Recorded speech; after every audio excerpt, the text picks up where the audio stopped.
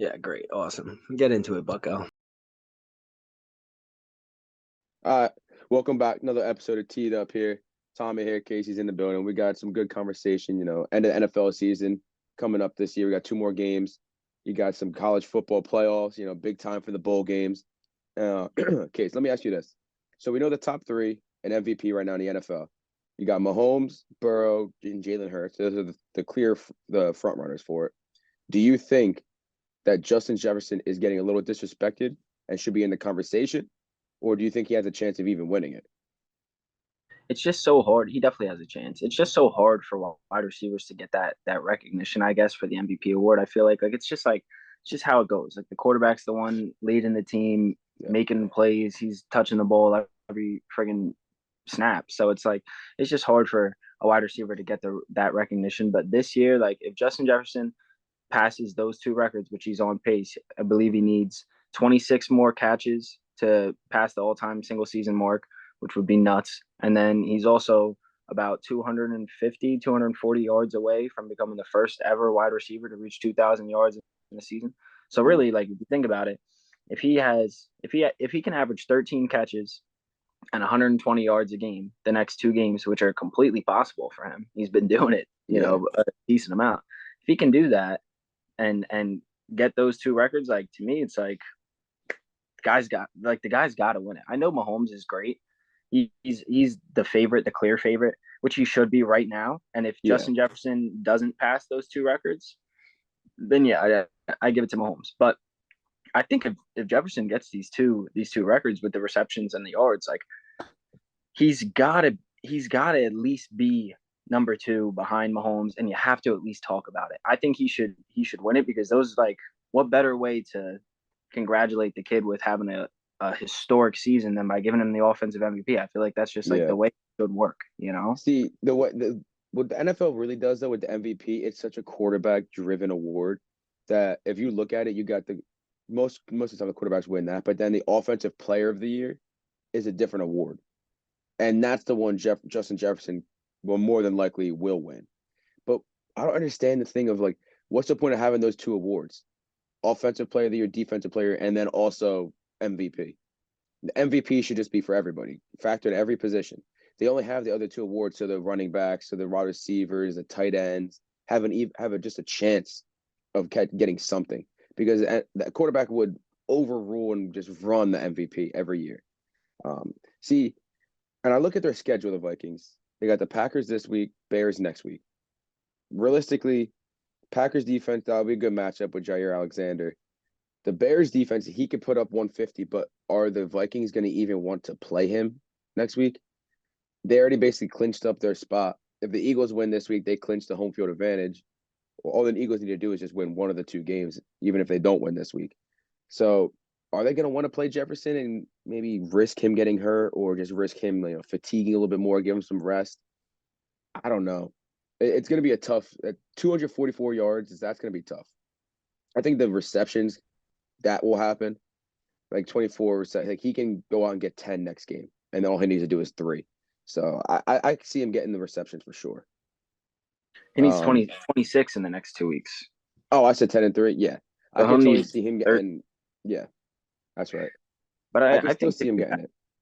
yeah, Yeah, definitely. Like it's gonna be a tough decision for the coaches, but like there are so many instances where you see a coach like whoever they're either gonna decide because it's not only gonna be the head coach's decision, in my opinion. Like that, like when it comes down to getting ready for the playoffs and like you have a wide receiver at the caliber of Justin Jefferson, like sometimes a decision like that goes all the way up, like right. it's a business decision at that point. But like you got to decide, like is it worth him potentially getting hurt?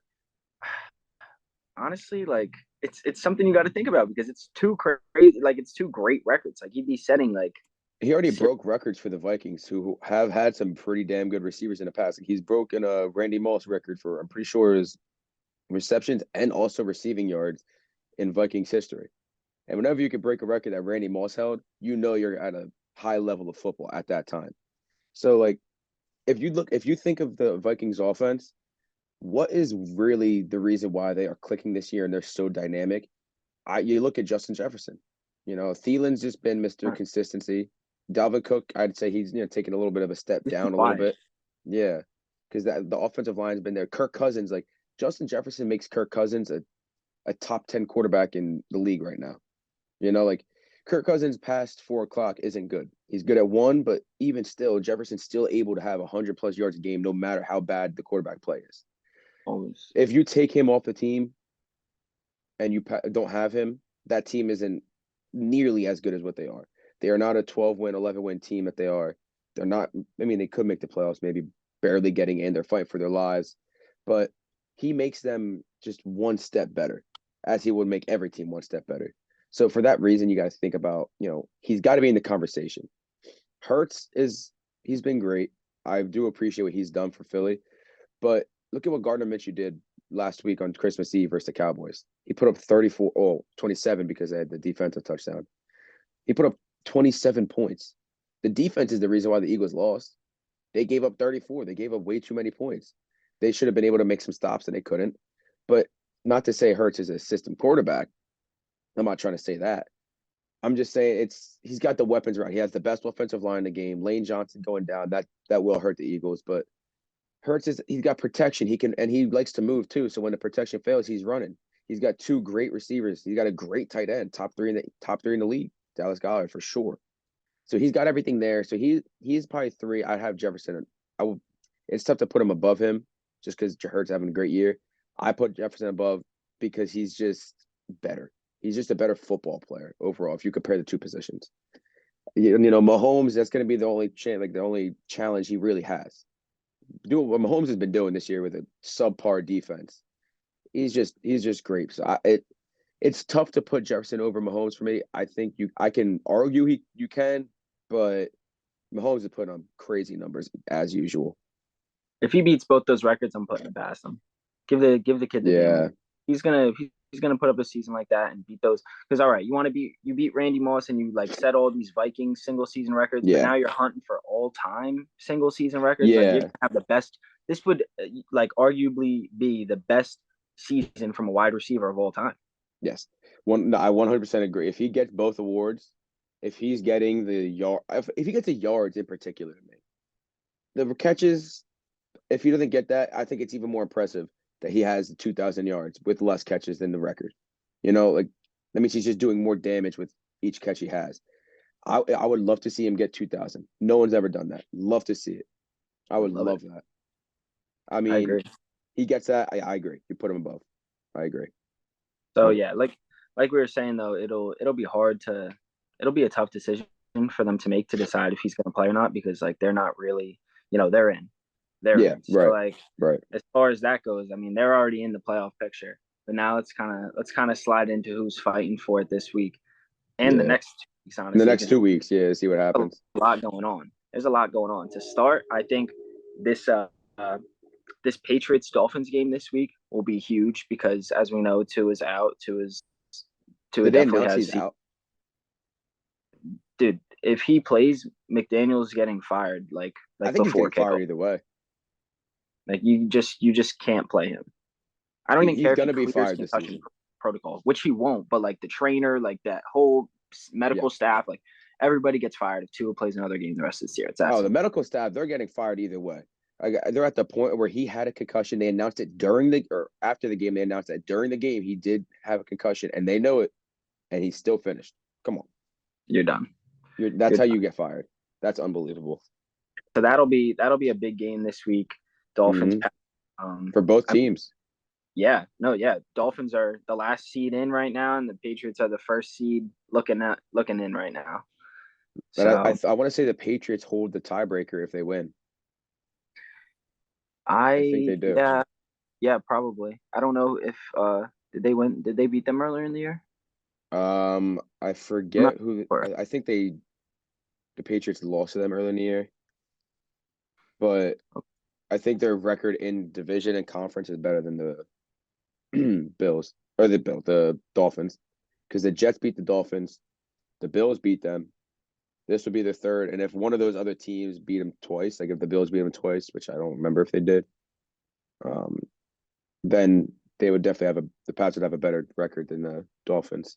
You see. Okay. Yeah. Yeah, so that'll be a big game. Yeah, Teddy Bridgewater is gonna get the start, and he's which he also isn't bad. You know, he's not, but he He's a also great has backup. concussion problems. Yes. I'm pretty sure he was recently out earlier in the year or last year because he had a filthy concussion. Like, No, that he when he played against the Jets, that's when he got hurt. They rocked his shit. He had a hit. Sauce rocked his shit. yeah, it's Also the Patriots need Pats this did game. beat them earlier. They did. Or excuse me, the Dolphins beat the Patriots earlier. So Yeah. this is a huge game. Yeah, if they finish the season tied, then it goes down to a I, division record. But I'm gonna be honest with you. I want the Dolphins to win this week because realistically for the Jets to get in, all they gotta do is win 2 games and also hope the Patriots lose one of them. you're making that seem easy though. I mean, it's not that it's gonna be easy. I'm just saying for them to have a chance. The If Seahawks, they, because the Seahawks are the last seed in the NFC looking in. Like they're the yeah, first but they're team on the trending down. bubble. Both teams are trending down. So I mean, they haven't played well. It's gonna But be tough. I think the Jets beating the Dolphins is, you know, not gonna say it's easy, but they already put 40 up on them before. Now we have a better quarterback in Mike White, who is actually capable of making a throw. Tua, he may not be playing, and we saw what happened with the last time against with Teddy Bridgewater. We He's hurt got to his be done. ass. But like if Tua does play, that changes a lot. So it's gonna be a lot tougher of a game. But I'm taking our defense either way. So like I'd rather go into the last week knowing you only need a win, other than going into the last week knowing you need a win and some. You know, just take care of business this week. That's all you can do. You know, just keep winning and hope for the best. But These are just gonna be 2 great weeks. So many hungry teams. yeah, so many. The Patriots want to get in. The Dolphins need to get in. They have to get in. They can't not. They made Bradley Chubb. They traded for him. They got Tyreek Hill, McDaniel's first year. Like they have. It's time. It's time to. They got to win. Definitely, definitely. It would be a Packers little and crazy Lions. too if all 4 teams in the NFC East got in, which is how it looks right now. Like Yeah, if the season ended today, all 4 teams are in. yeah. I mean, I don't think the Giants or Commanders deserve to get in though. Both teams. Giants are Giants are gonna get in. They don't deserve. They're gonna get rocked. They're not even that good. Like Giants fans think they're this like so great team, but they don't beat the good teams. They They don't beat started them. hot and slumped. Yeah, they beat the teams that you should, and that's how you get in the playoffs. You know, beat the bad teams that should be beaten, and hope for the best. Yeah. So if the Giants are the 6th seed, right, and it just like currently ended, who would they be playing? They Because play there's a lot. the 3 seed. They would get the The Niners Niners, or they would get Vikings, whoever. raked. Oh yeah, they would get no chance. They have zero chance in the world. They better hope that they play the Vikings because the Telling you, I Vikings are hope the it most sits vulnerable where it is. team. I hope it sits where it is because I want to see the Bucks play the Cowboys too. Yeah, yep. I want Bucks to see. Cowboys. It would be Vikings versus Commanders. Whoever that last seed ends up being, if Yeah. it's them or Seattle, which I Yeah. would love to. I wouldn't mind seeing Seattle go into Well, Minnesota and see what Seattle's only happens. getting in if they beat you this week, buddy. Yeah, I mean, I'm just saying. I'm just saying. If I that want to see the happens, Lions get in. yeah, I do too. I agree. I do want to I see them think get it's in. just people's team. Like I just And need to see Dan Campbell if in the they play. play the Vikings, that's a serious threat. That's a serious threat That'll be super because interesting. they played them well, or they already this divisional game. That's one of the ones where like you look in the playoffs. Yeah, the Vikings are a great team, but that's anything can happen. When you have a Yeah. divisional game in the playoffs, anything can happen. Almost anything. They know the team like the back of their hand, just like the rest of the division. The They'll Packers are be probably the ready. team to keep their eye on too, which is why the Vikings probably aren't gonna sit players because like you do not want to lose to the Packers and then have them get in that And seven play them. seed and play them again. No, no. You don't want to see Rodgers, especially if he's like a little pissed off, hungry too. Like if Rodgers is ready to go.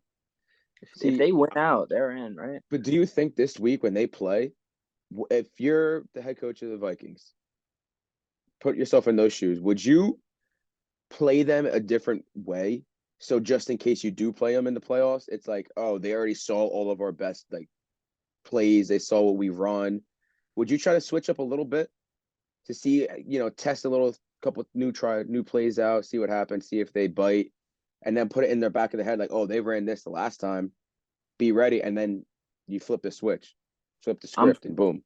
I'm putting them in the dirt as soon as I can and ending it. I'm not fucking around playing any games. Like, put them down early and finish the game because if they lose, they're most likely out unless the Lions lose to the Bears and the Seahawks lose to the Jets, which like I guess isn't like impossible, but No, I'm putting them down and out because I do not like you don't even want to risk the chance of seeing Aaron Rodgers in the playoffs. Like I nah, get that he fumbles, like I get that he's fumbled in the future and he just kind of like has been playing like ass when it gets to the second round, but like you don't want to see him.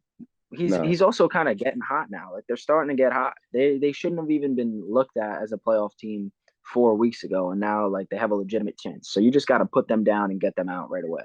Christian Watson really reignited them to start getting that flow, getting the rhythm on offense going because he's just been a spark plug since he started playing. He 100%. got He looks some of the good. most touchdowns in the league, and he's played in like five less games or five less. Uh, I don't know, but a five less. I'm pretty sure he played in five less games. Yeah, Um, he looks good. He looks.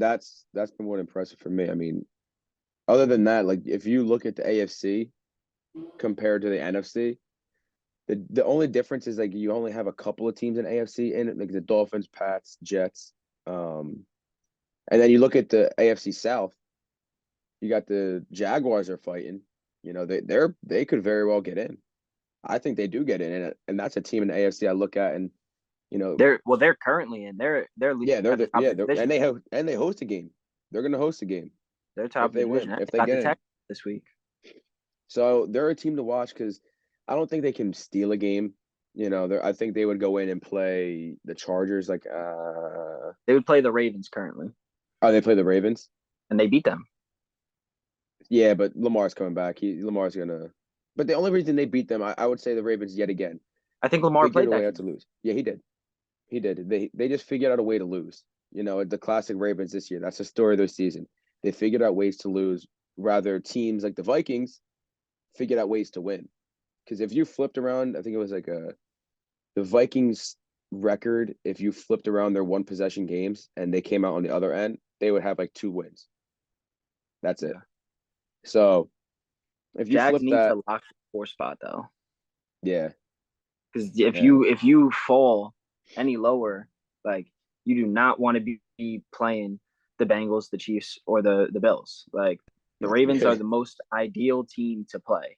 You don't In want to play the Chargers either. well, they They're wouldn't getting be able to healthy. get to play the Chargers because the They wouldn't. I was just Chargers gonna say the are Ravens six. are locked in at five. Yeah, and the Chargers are the six. So like it Okay. would be hard. It Okay. would be hard. But I'm fine with the Chargers being at six because we might get what we want. We might get a little Burrow Herbert action in the first round. Yeah. I don't think you want that. Oh, I do. I Not with do. that Swiss cheese ass defense. I do. I want the Bengals. I'd rather have the Chiefs than the Bengals. What's up? I'm telling you, you would much rather face the Bills. No, I don't want the Bills.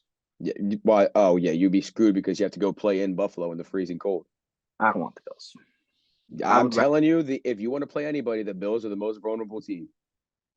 it's still kind of interesting though. I don't know because dude, I wonder if the Bengals would have a tiebreaker over the Bills Well, they play because this week, so whatever happens this week, if they win, they have the tiebreaker because they'll be okay, tied. oh, yeah, They're yeah, 12-3, 11-4.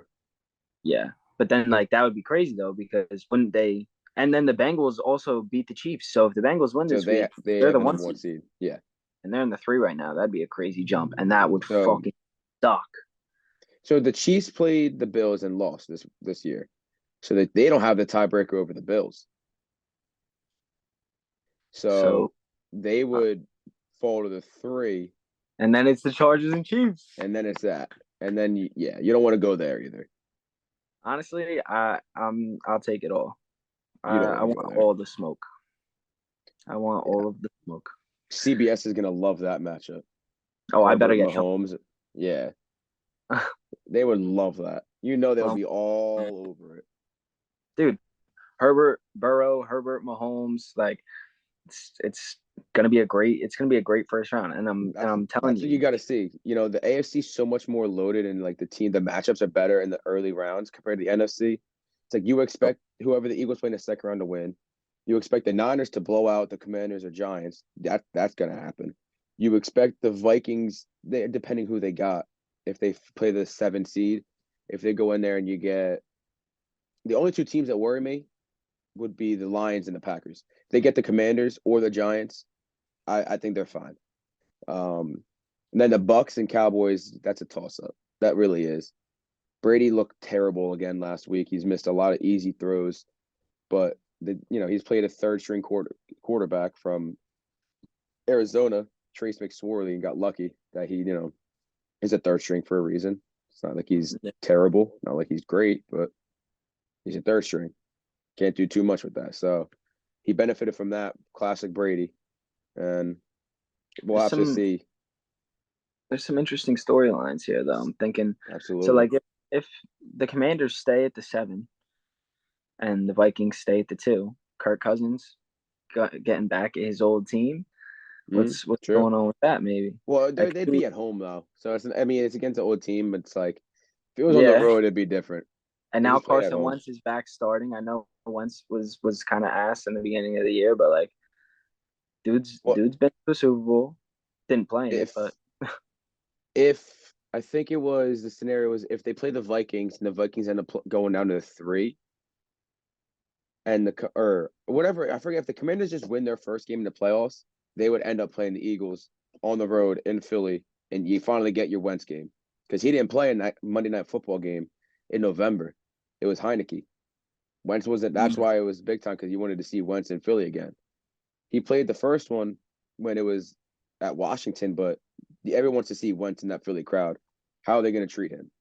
well, So the only way they could get that though is if they win their first round game. yeah, that's the only way. Because I'm They pretty sure have to. whoever the lowest seed is will play the 1 anyway.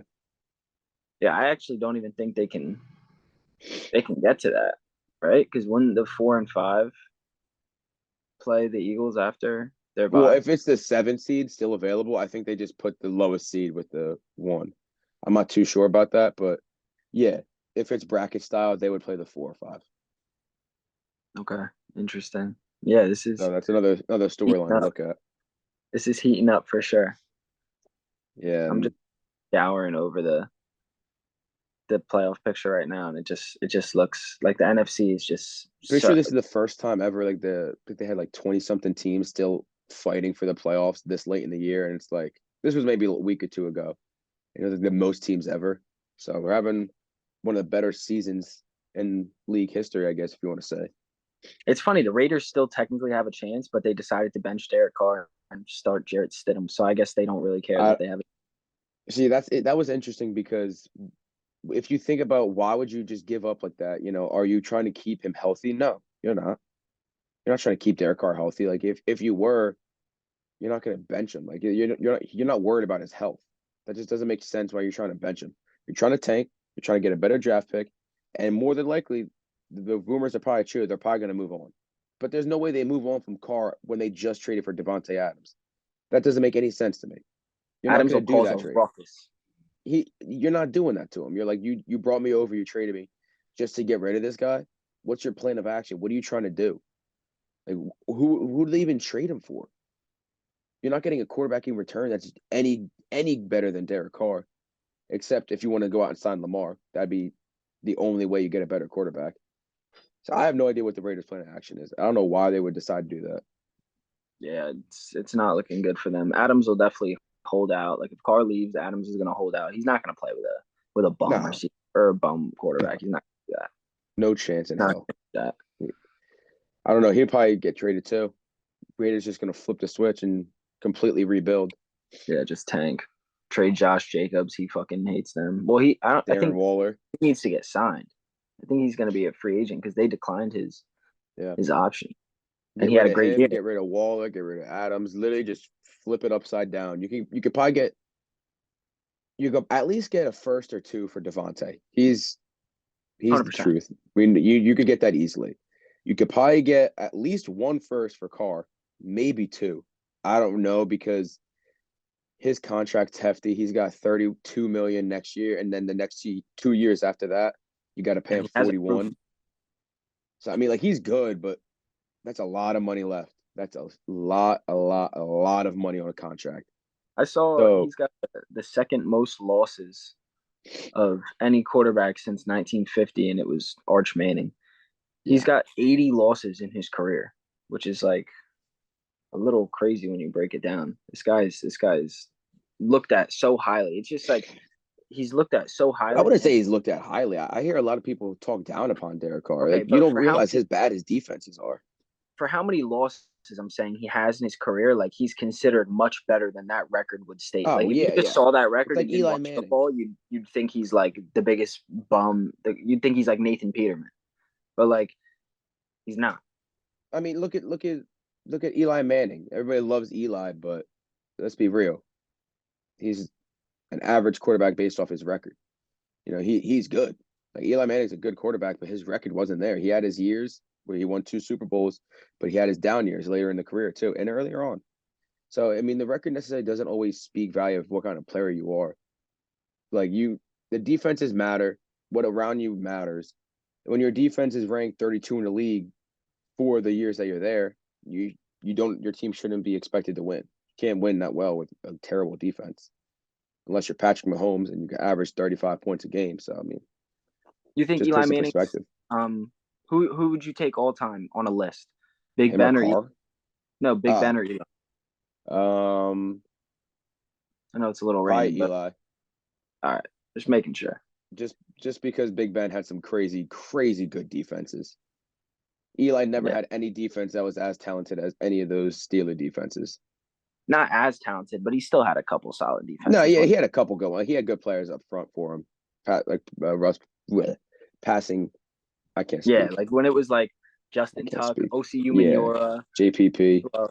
JPP. Like, get the fuck out of here. That's Yeah, like a monster. those were good players, but in the back end, they were never as good as the Steelers. Yeah, Palomalu, Ryan Clark when he was there, and who was the other dude? there was I mean, obviously Minka being there now, but yeah, yeah. forget who the other dude was. But they've always had James Harrison linebackers. They're James they're always Harrison. stacked.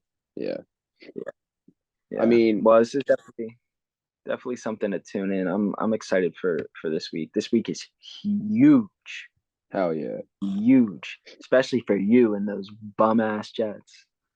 Can't say that when Zach Wilson's not playing no more. Yeah, I still can't. Offense averages about 450 a game, rushing and passing, without Zach Wilson. Great. Let's see it in the Speaks playoffs. volumes. Got to get Let's there see. first. Yes, that's Get there correct. first. That's Gino has correct. no clue what's coming his way. Gino has Oh no clue. He's gonna drop back and boom, here comes Quinnen Williams. Mike White's about to sit in that pocket with the Legion of Boom, and he's going to be shaking in his boots, Legion of Boom, buddy, checking his buddy, drawers. buddy. That's just way 10 years ago, brother. Legion of Nah, Boom, they're all still, retired. That you wish they got that. still there.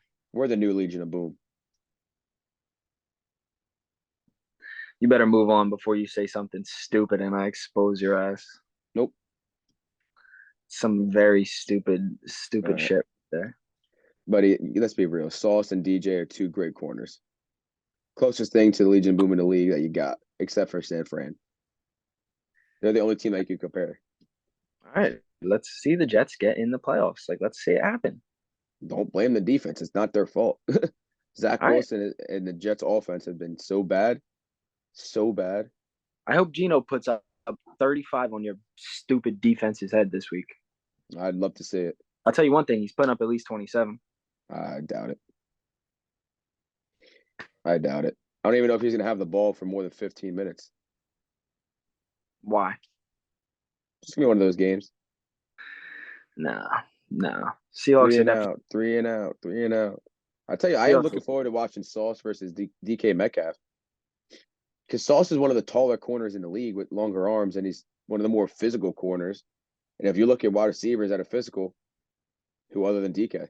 He's the biggest, strongest, other than maybe AJ Brown. But like, I'm looking forward to see how that plays because I mean, DK's not incredibly quick. I mean, he's fast, but he's not like runaway speed. Sauce has great makeup speed, so like I think that's one of the matchups of the week. I'm very Definitely, excited to see how that how that plays out. definitely. That'll be But all right, good. let's make that switch over to basketball and talk about what the hell Luka Doncic did the other night.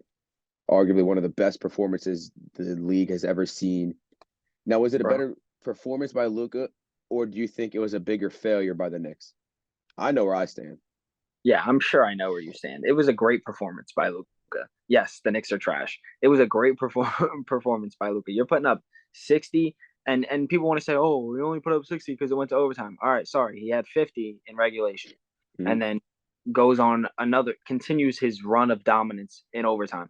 21 boards, like yeah, it's a lot of rebounds, but like really, realistically, the only thing that kind of matters these days are offensive rebounds to me because it's pretty easy to stat pad the defensive boards these days. But that one offensive rebound was all he needed, and it was off his own free throw miss. And then Yeah, of but the course only he's reason he got that is because the Knicks' two defenders don't know how to collided. catch the damn ball. Yeah, they collided. Like, also, so my thing is the first team ever to win a game after being down 9 with 30 seconds left. They are the first team ever to win a game being down 9 with 30 seconds left in the game. The Knicks, utter failure to yet again close a game out. You saw it Christmas Day, up double digits. Boom, lost. Yet again. The other day against the Mavs on the road. Big game without RJ Barrett, who played a minute and a half, and also Jalen Brunson.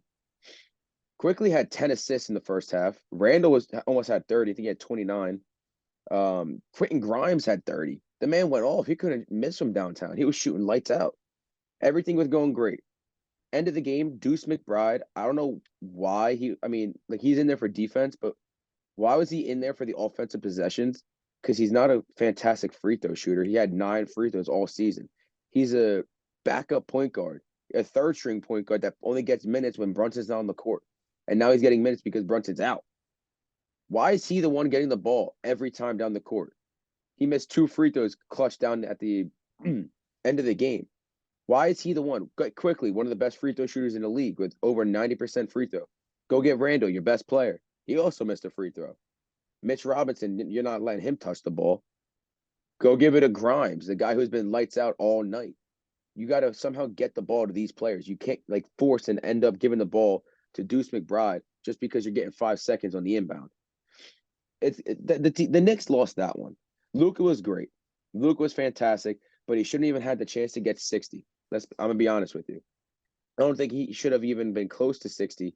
He should have been at 50 for sure. He got to 50. We saw him get 50 in the regulation. The fact that the Deuce McBride, I forget who the other person was that missed. I think it was D Rose. I think it was Deuce and D Rose that just completely missed the ball when Luka missed the free throw.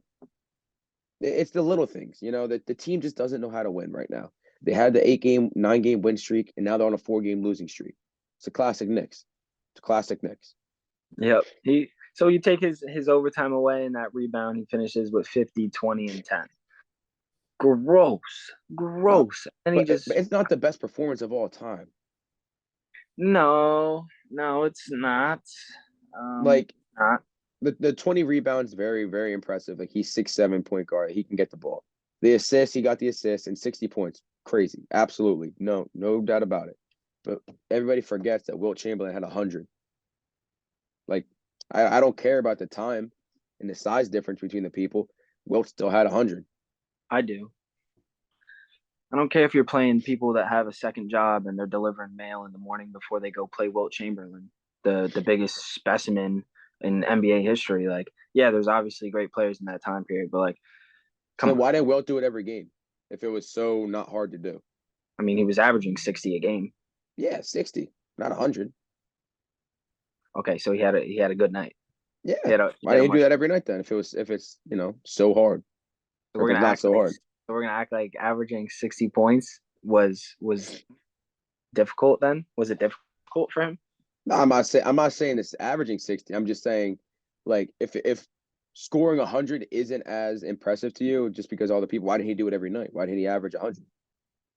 He probably shot the ball really well that night. If you're averaging 60 as Mm, it is, compare what? Go ahead. no, it Have doesn't. you seen have you seen any highlights of Wilt Chamberlain's era? Yes, I have. You could find maybe 8 guys in the league who could dribble with their left hand. They look like what Sebastian plays basketball as. Yeah, That's what shout it out looks Seth, like. No dog Duke, shout out. dog Dookie. Um, Dude, they're people that couldn't even dribble with their left hands. If you watch Bob Cousy highlights and the fact that there's an award named after him, get out of my face. Bob Cousy is trash, and I stand by that. So like that era, like just I do not hold weight in that era. I'm sorry, and I'm not saying this era is great. It's just like this era has its problems. It definitely does. But like as far as talent and skill goes, this era is pretty damn close to a bubble, and it's only getting better. All right, so yeah, we're not going to take away from Luka's night because yes, Luka just had one of the top three performances of all time with the 60, 21, and 10. We're not taking away from that because Will, Luka, you could think about Kobe's 81, all up there for one of some of the best performances. You know, Russell Westbrook, he had a 50 something point triple double. So like, yeah, they're all up there. We're not taking away from the player, but we'll move over into some college football because it's one of the biggest weekends of the year. Bowl game, the New Year's Six, some of the biggest, best bowl games. You got New Year's Day is the Rose Bowl. You got college football playoff, Orange Bowl this year with Tennessee and Clemson. But Case, let me ask you, because obviously the playoff is only four teams. Matchups of Georgia and Ohio State, Michigan, TCU. Which game do you think is gonna be the better game? And also, who do you have advancing? My game to watch, game I'm most excited for is Georgia Ohio State. Yeah, Georgia's defense is great, and as much as I don't think Stetson Bennett's maybe a NFL quarterback, he is fairly, I guess, underrated for how he runs that system at Georgia. Yeah. So I think that has the potential to be a great game, and I really do think Ohio State has what it takes to go toe to toe with them. I think their offense has the firepower to give Georgia's defense a lot of trouble. I think CJ Stroud is the best quarterback in college football, Mm-hmm. um, and I think that he can. I think that he can really lead them to a win. I my predictions are Ohio State wins that game. I think Ohio State shocks the world and beats Georgia. I really do. And then Michigan TCU, I'm kind of on the fence about because I think it either goes TCU wins a close game or Michigan wins by a few scores. So it's tough for me to decide on that. But if I had to lean some way, I'm probably going Michigan Ohio State in the finals because that's probably what the committee and everybody wants to see. Like I would love to see an Ohio State Michigan rematch. The committee might want to see that with like money for money purposes. But realistically, without an SEC school in the final game, does the committee want to see that? Big Ten's trending up though. The Big Ten is Big it Ten's now. trending up, but does they nobody compares the SEC. These programs are putting out studs every year. You got the better defenses in the SEC, which makes usually typically for a better game. Like no team wants to see a defense struggle and be bad. You want to see it make stops. If it's an offensive showdown, it kind of can get boring in college. If you can see it in the NFL, like when you had the Bills and Chiefs last year when they went back to back to back to back touchdowns to end the game and in overtime, that was great because that was clutch time. You were seeing teams just pure and honor, like clutch. Like that was just being up and down, scoring, having these plays at will. But you want to see a fight, you know? You want to see a team fight a little bit. Like Georgia's overall, like solid offense, not a great quarterback, but solid offense, and their defense is clearly the number one spot on that team. I want to see Michigan go up against Georgia because I think that would be a better matchup for both teams. Like, the Michigan offense to see if they could get a push on that defensive front from Georgia. Because if they did, that would be the game right there. Michigan has a very good chance of winning if they're able to run the ball. But that's a fight. That's a very tough task to ask. So if they do that, that's gonna be a great game. But Ohio State the is the winning. rivalry's great. Ohio State's winning the chip. I think if Georgia beats Ohio State, I think Georgia will beat the brakes off of Michigan or TCU because I think if they can get past Ohio State's offense, I'm like really not even thinking about that Michigan Ohio State game towards the end of the season. Like yeah, I know we had the argument on it on that one episode, but like to me that was simply clear cut a great day for Michigan, a bad day for Ohio State. I think Ohio State's the better team. I mean, look, if they may be the better team, and on that day they just weren't.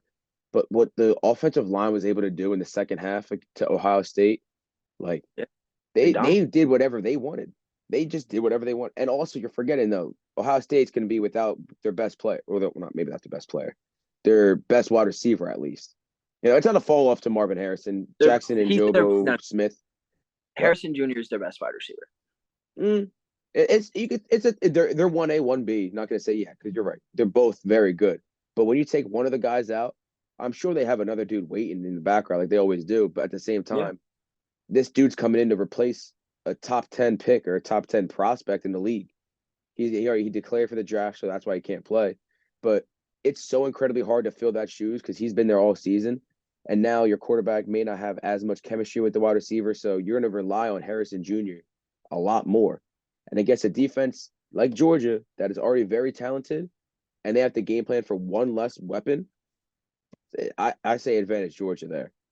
So that yeah. it's going to be tough. The odds are in Georgia's favor. The odds are in Georgia's favor for sure. Good, great defense.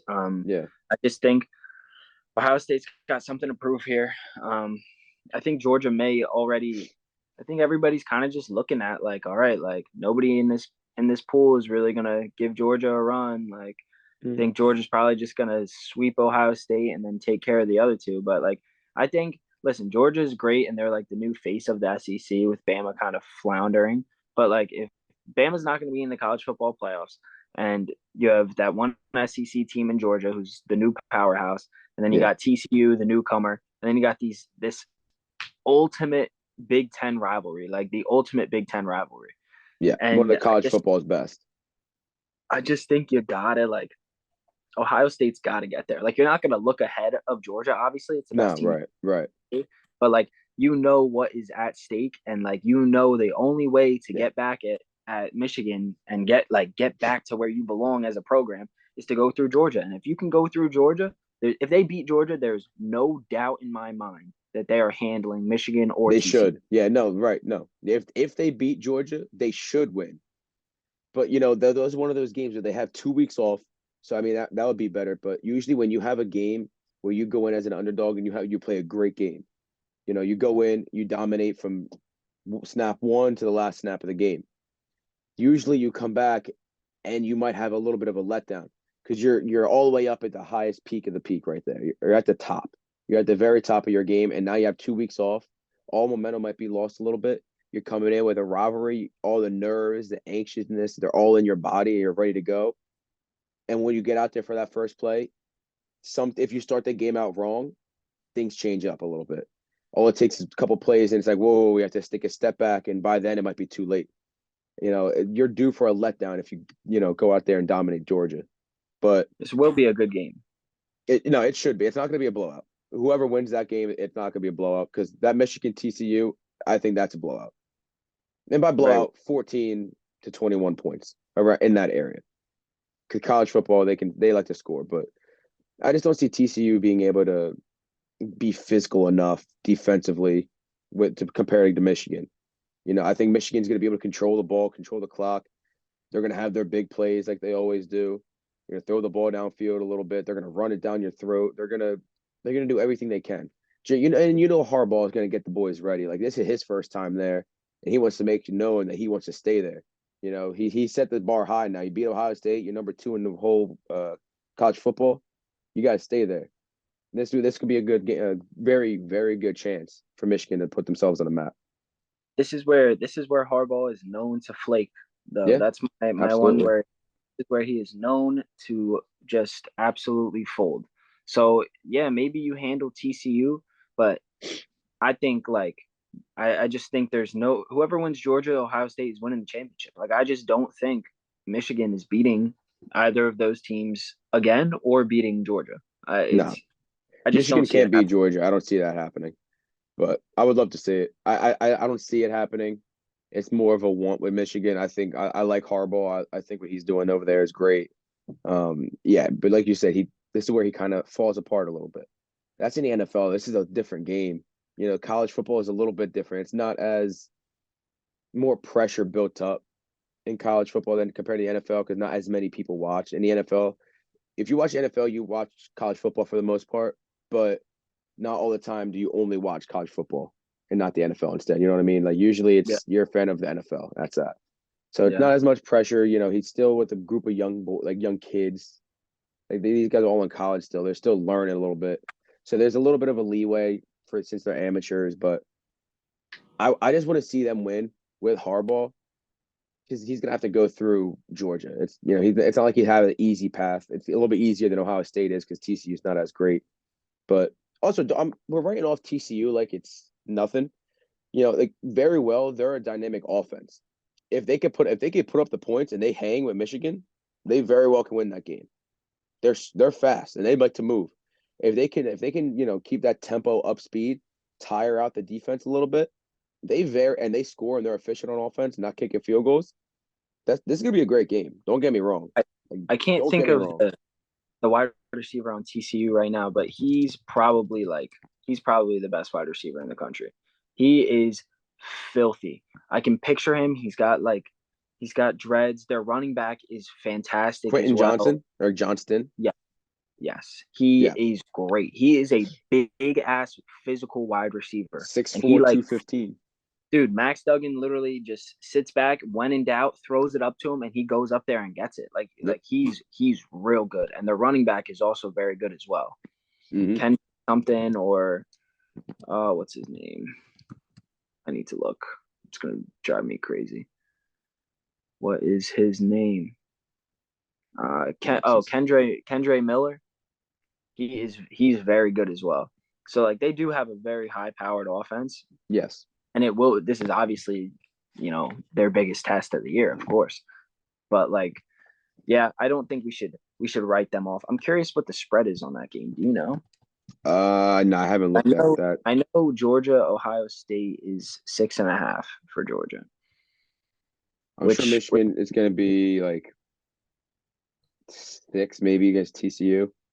I have a feeling they're in the double digits, which sounds disrespectful, but I just have a feeling that they're maybe like a 12 and a half, like 10 and a half. Um, Let's see. That's interesting. They are, what is this here? Come on. Why does nobody have seven this and a up? half Michigan. 7.5. Yeah, over unders at 58.5 too. So they're looking the same way, high scoring game. It's gonna be Yeah. which defense makes that one stop that you need. So it's gonna come Yeah. down to. Yeah. I think this is a big, huge, like obviously all these players on Michigan, Georgia, Ohio State, like they're regardless of what happens, they're getting drafted around a similar spot that they would have, maybe a Right. little higher, lower, but like huge draft stock game for TCU. Max Duggan, Quentin Johnson, and Kendra Miller, like those three. This is like your fate relies on this, which could also kind of put a serious undertone in this game, like that will, if your key See, players, your star players need to perform in a scenario like this, not only for their team but yeah. for their career, could really change things up as well. See, I think yes, that's in the back of your mind, like your future and what, NFL, obviously. That's always in the back of your mind. But if you're playing this game and you're a competitor, you're out here just saying, if I do my job, we will win. That's the mindset. If I do my job to the best possible capability, we should win this game. And I'll also be able to get to that next step. So just doing your job, that's all you got to remember. Just get in there, be the best version of yourself, and you'll be fine. That's the goal. That's what you always got to think of yourself in these big time games. You don't got to overthink and be like, I got to play like this guy. I got to play like this guy. You can only control yourself. So if you do that, you should be able to get to the next step. Another big thing with that Michigan game is Blake Corum. He's out, so he's done for the year. He's their leading rusher for Michigan, and Ronnie Bell, or not Ronnie Bell, their Donovan Edwards. backup, Donovan Edwards, yeah. It's not like he's terrible. He had a great game versus Ohio State. He was running Yeah, everywhere. yeah, But it's a pretty good drop off from Corum. And now you gotta ask for your third string and Stokes to also pick up some of the touches there. But Corum had 1,400 yards in most of the season. I think he missed the last 2 games of the year. So it's pretty tough to fill 1,400 yards. But Edwards, that's gonna be big if they want to have a chance of winning it all. yeah. Edwards is gonna need to step up and fill up those shoes. Definitely, definitely. This is exciting. I'm so hyped for this Georgia Ohio State game. I can't even tell you that. Like, I am a million percent. See, here's like from like a betting perspective. This is the way I think about it. Like with these two games, it's like whoever you think is like what I would do for best odds is whoever I think is winning Georgia Ohio State, I'm betting on them to win the championship. So like Yeah, right now, like Ohio State to win the championship is probably great odds. Like they're probably like plus 600 or something like that. I And it's bet you Ohio State's odds to win it all are better than TCU. that yeah, they definitely are. That They like definitely I even though they're the lower seed playing Georgia in the first round, they're definitely lower. 100%. Yeah, yeah. They're probably like plus five, 600, which is just great because it's like you're basically that's basically like in my eyes betting on them to beat Georgia. Like Yeah, you get plus 600 to beat Georgia because if they beat Georgia, you're riding that momentum and you're winning the national championship. yeah, To me, right. it's that No, simple. yeah, no, you should, right. And I agree. You definitely should do that, but will it? We'll have to see. Yeah, Um, we'll have to see going into it next. But this Saturday should be some good games. And then 100. Sunday, got the classic Rose Bowl game. Penn State's playing Utah. 11 versus I think Utah 7, I believe. But Yeah, this is a big. I think Penn State's got to go in. They got to win this game. I don't know. I don't remember the last time they won a bowl game, but I want to say it was a couple years. I'm not too sure. I'm not So, too sure either. I know everybody out here because I'm about 30 minutes from Penn State is just raving about them, just raving about them. But I really like Utah. Like the way they played in that USC game, like their quarterback is a dog, bro. When he took that hit, that that hit on the sideline, like oh my god, and he pops up, helmets off, hair's flowing in the wind, and he's just smiling at the USC sideline. That's a dog. hell Like yeah. they're that should be a fun game. I have no faith in Penn State's quarterback though. I can't lie. Sean Clifford's an absolute bum. See, I know he coming from the Big Ten. Like usually the quarterbacks aren't the best, and it's a little bit more all around team. But compared to Utah, where Utah's playing up against USC and they've been shutting the door down, I think it's going to be a rather easier game for them. If I'm being honest For with you. Utah. Yeah, for Utah, not Penn State. I kind of agree. I kind I of agree. think Utah's gonna come into this with a lot more confidence than. And I mean, they're already on the West Coast, so they're probably gonna have a Penn State fans travel well. So I don't really know how the fan base is gonna be, but I go advantage Utah here. Penn State, I hope they win. Being from the East Coast, that's like the best team we have other than Rutgers because Rutgers is the best. Um, they're god awful, but yeah, I root for Penn State. Just big school, big time. I have a couple family members that go there, but I just don't see them being able to handle this. Yeah, I'm looking at their last bowl game. I believe their last time they won a bowl game was they played in the Rose 20 Bowl 5 years ago. 2019. They played in the Cotton Bowl versus Memphis. They won that, but I think they played that's in the Rose Bowl 5 6 years ago. yeah, they played in the Rose Bowl 2017 against USC and lost. Yeah, A high yeah, yeah. scoring affair, 52-49. That's right. That's right. Yeah, I think Penn State's defense is the only thing that could really stop Utah because Utah's defense is terrible. Like the Pac-12 is just like points, points, points, points, points. Yeah. Like they Utah, USC, Oregon, uh who's the other one? UCLA. Like they just score. There's very little defense played in those games. So if Penn State's defense can really hold stout and at least give like if Clifford can at least do something and make like a few drives down the field, it's Yeah. either to me it's either Penn State wins like 27-24 or Utah wins by 14, 17 points. I think if Penn State wins, it's gonna be a high scoring affair. I'll look at like a 42 to like or maybe 42 is a lot. That's a lot of points. I'll look Their at like a offense is bad. who? Talk about Penn Penn State? State's Oh quarterback yeah. is so bad. I'm just looking at it as in last game of the year. They're gonna try a bunch of different crazy stuff out, like Rose Bowl too, like the biggest stage behind the playoff. Like this is where you want to show out. Like the Rose Bowl, you want to walk away with the rose in your mouth, holding it, getting interviewed. You want Yeah. that picture. You want to be that guy. So, these games bring out the best players. It sometimes it doesn't, but you want to bring out your best here.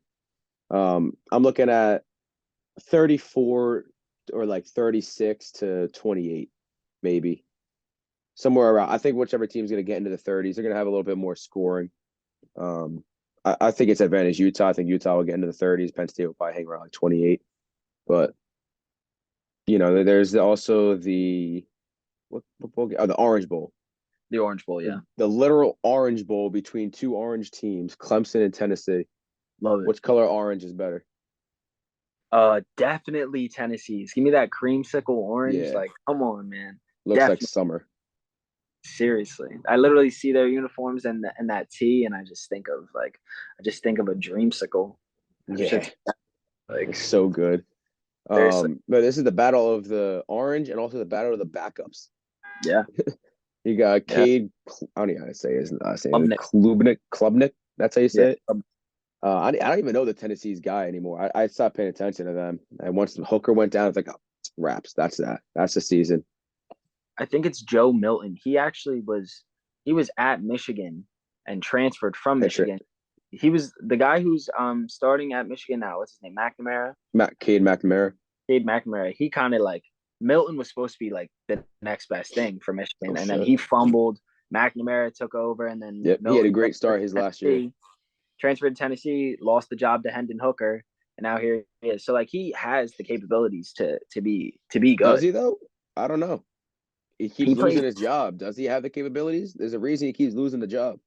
That's fair too. That's fair. That's fair. But I mean, Tennessee's defense either is going way, to be.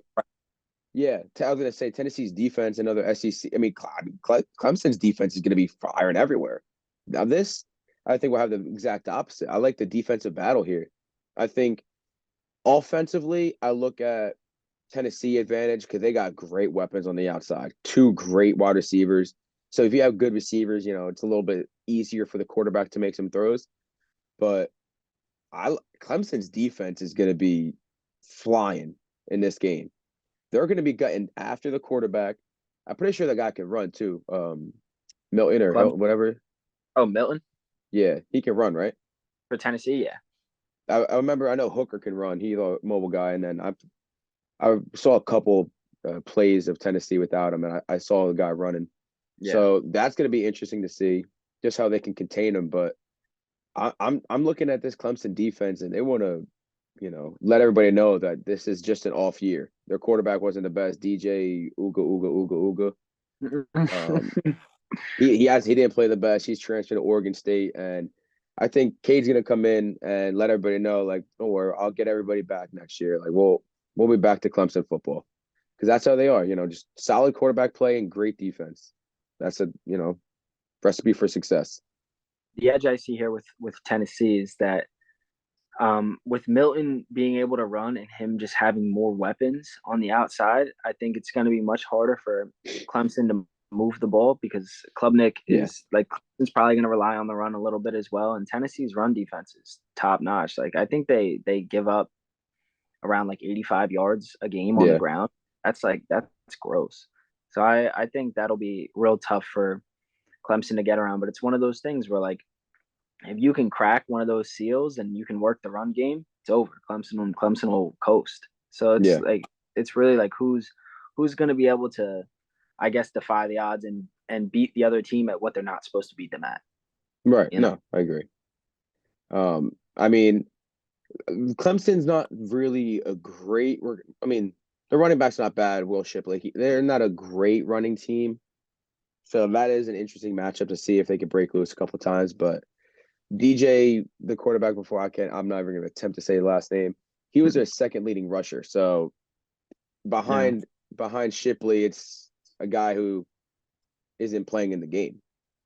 So going to be interesting to see how he can carry that load. But I yeah, don't know. it should be I interesting. want to see Clemson win this game. I want to see them stay on top of winning fashions. Whenever Clemson's good and Bama's good, but the playoffs just seem better. Yeah, Like next year, if you go into it, like you got Clemson, Bama, Georgia, and you throw in Michigan or Ohio State, whoever you want, that's a great top four seeds. And why you want to see an 8 team to 12 team playoff because you want to see some better matchups.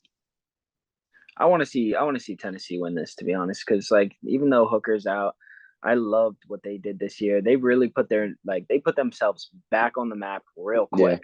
Like yeah, it took 1 year and now you're back to Tennessee football, which like you know was once something great.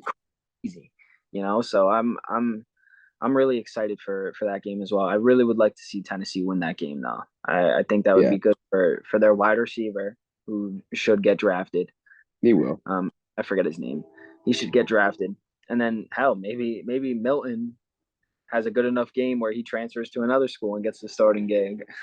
Yeah, I mean, he's got to transfer another time. I mean, shoot, maybe he goes to Notre Dame. He shows how well he'll go to Notre Dame. That would Who be an the hell interesting. wants to go to Notre Dame? They have like a top three recruiting class this year. It's just ridiculous. Their Like I don't coach is get one of the he. I mean, if I'm a player, you kind of want to go to Notre Dame a little bit because yeah, they're not in a conference. You can play Pac-12, you can play SEC and ACC.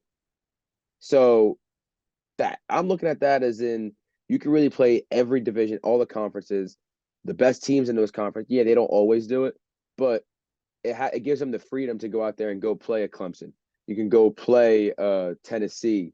You can go play Georgia. You can go play Oregon. You can go play USC. Go play Utah. You can but they have all play these tough bums. matchups. This They year, have I a wouldn't good say this year they played bums. this year they had a I would say a little bit better of a schedule than they usually do, but they're like to me they're like the Gonzaga of college football. Like they just have they build their schedule like so it's like you're playing maybe you pick a few good teams that put you into the rankings and then you Yeah, coast. And it's like they never perform. They're just a bunch of frauds. I can't stand Notre Dame. Bunch of I frauds. like their coach. I will give them that. I like their coach. Now they had a I think they was it 0-3 start, right? Yeah, they looked pretty bad to start the Yeah, year. they lost to Ohio State, they lost to Marshall and Cal. 0-3, and they finished out with 4 losses. So they came back, they beat UNC, they beat BYU, they lost to Stanford, and that was it. That was their only loss. Beat UNLV, they beat They lost to Syracuse, USC, I thought. Clemson. Oh, they did. That they did. You're right. But they still played them well. So So their best win was Clemson then. yeah, definitely. 35-14 win. And then outside of that, it's like I mean, beating North Carolina was a good win. They had a good team this year. Drake May was close for the Heisman. it was a he wasn't even in the conversation, was he? I mean, he wasn't in the finals, but he was he was definitely top five. His The numbers were better than CJ Stroud. Drake May he was yeah, he's pretty good. I did kind of like to watch North Carolina this year, but like they weren't like I don't know. No. They but when they beat him at the time, they were ranked. They were like what, 20 to 25 most Yeah, of they the hung around the 17 to 25 around they'd there, go maybe two 15. wins. They'd be like two wins, bad loss, two wins, bad loss. Yeah. Like that's kind of how they rolled this year. Yeah. So I mean, I what it is with Notre Dame, like they're not gonna have a crazy tough schedule because you don't want to have 10 teams be ranked. You don't want to play all tough teams. You want to make sure you have some soft spots so you can get your like rhythm and your momentum back. But playing USC at the end of the year, good game. Clemson, the North Carolina game, that's a good one early in the year. Ohio State to begin the year, go after the number 4 team in the league now or in the college. So you got 4 games right there that are tough games. Um, BYU, they always have a somewhat decent squad. Syracuse this year is pretty good for a little bit. Yeah, I'm not. I think Syracuse might have been ranked at that time too, but I don't know. I don't remember.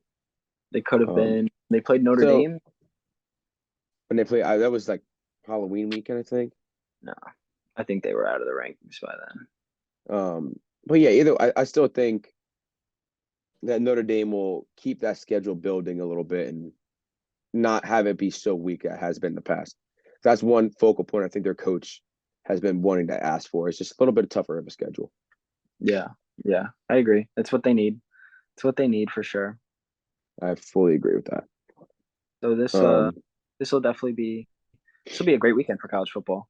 yeah, 100%. it should be. It's one of the best weekends of the year, other than rivalry weekend.